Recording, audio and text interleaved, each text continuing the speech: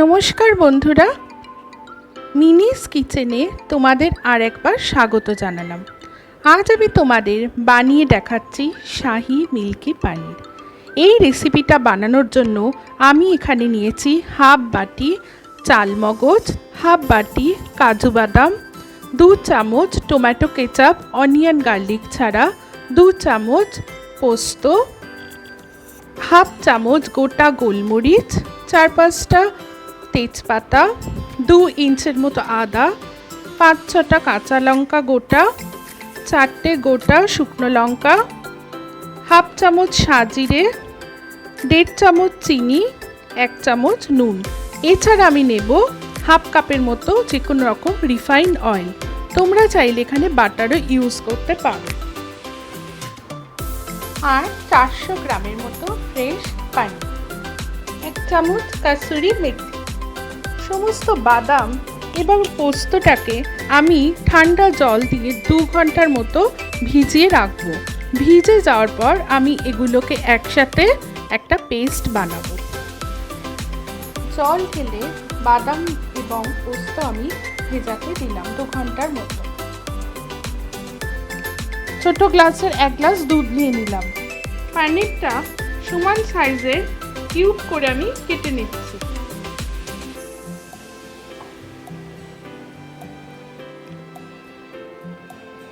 সমস্ত পানিরগুলো এইভাবে আমি কাট করে নিয়েছি।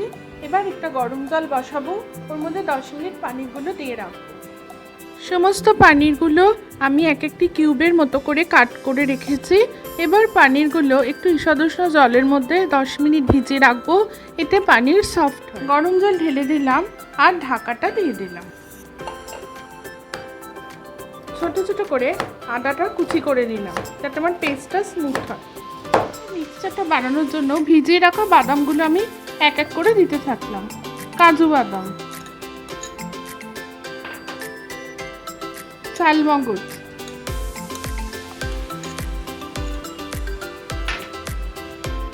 ভিজিয়ে রাখা পোস্ত,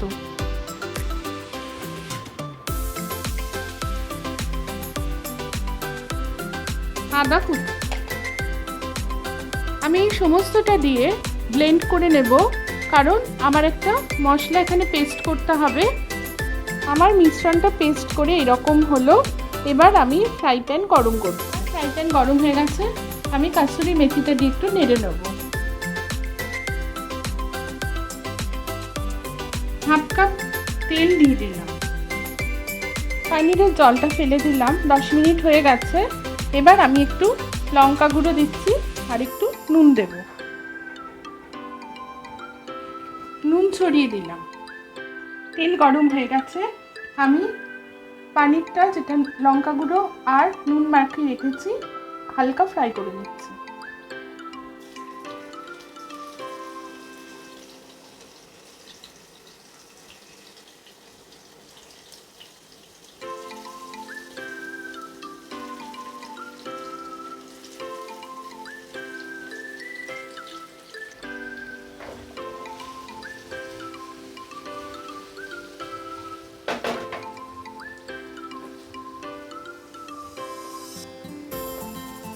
বেশি নাড়াচাড়া করব না, পানির ভেঙে যাবে।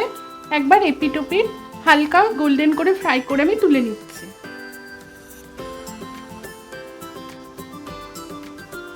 এটা আমি লো ফ্লেমেই ফ্রাই করেছি।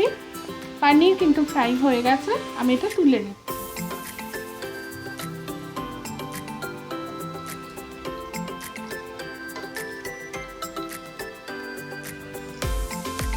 পানির ভাজার বাকি তেলটাতেই ফোড়ন দিতে শুরু করলাম। কালো মরিচ দিয়ে দিলাম,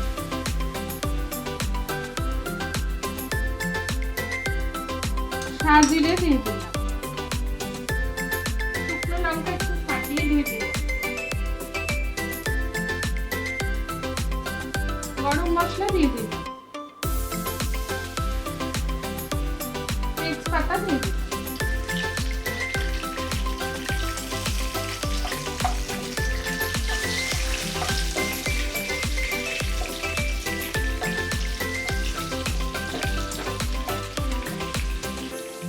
ভাজা ভাজা হয়ে গেছে।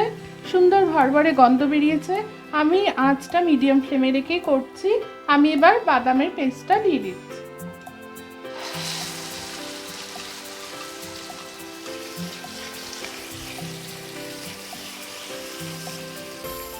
মিক্সিতে ধুয়ে একটু বাদামের যে জলটা ছিল আমি ওটাও দিয়ে দিলাম।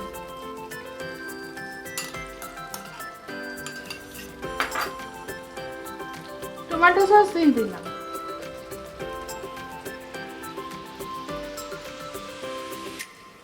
নুন দিয়ে দিলাম, চিনি দিয়ে দিলাম। এবার মিশ্রণটাকে ভালো করে আমি মেশাচ্ছি।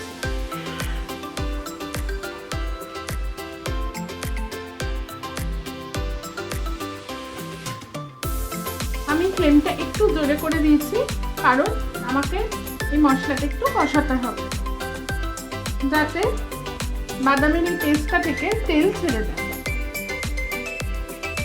আমি এখানে টমেটো সস ব্যবহার করেছি, তোমরা চাইলে অরিজিনাল টমেটো ব্যবহার করতে পারো। দেখো আমার এই বাদামের পেস্ট থেকে কিন্তু তেল ছেড়ে দিয়েছে। এবার আমি পানিগুলো মিক্স করছি।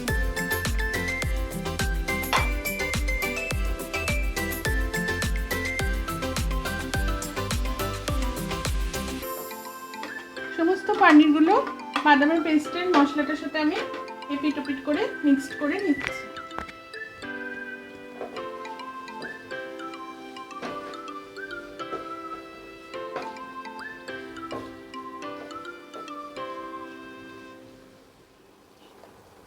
পানিরের সাথে গ্রেভিটা প্রায় শুকনো শুকনো হয়ে 2 মিনিট ধরে আমি কষলাম। এবার আমি দুধটা ঢেলে দেব। দেখো পুরোপুরি তেল ছেড়ে দিয়েছে।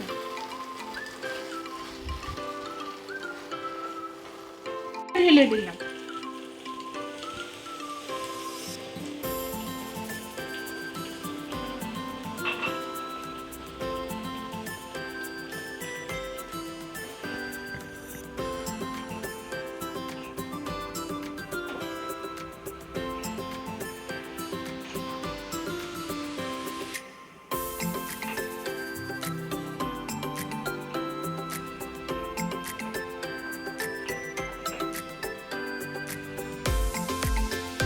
গ্যাসের ফ্লেমটা সিমার করে আমি ঢাকাটা দিয়ে দিলাম 4 মিনিটের জন্য।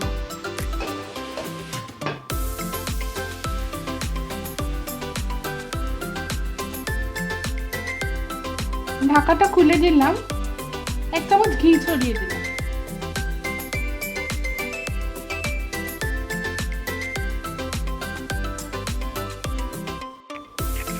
এক পিঞ্চ জাফরান দিয়ে দিলাম।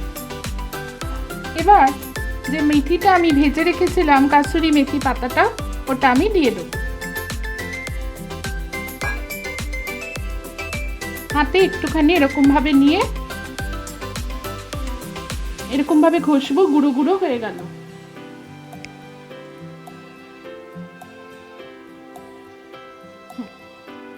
এবার ঢাকাটা বন্ধ করে আমি গ্যাসের ফ্লেমটা বন্ধ করে দেব। ঢাকা বন্ধ করে দিলাম। দেখো আমার শাহি মিল্কি পানির কিন্তু একেবারে রেডি।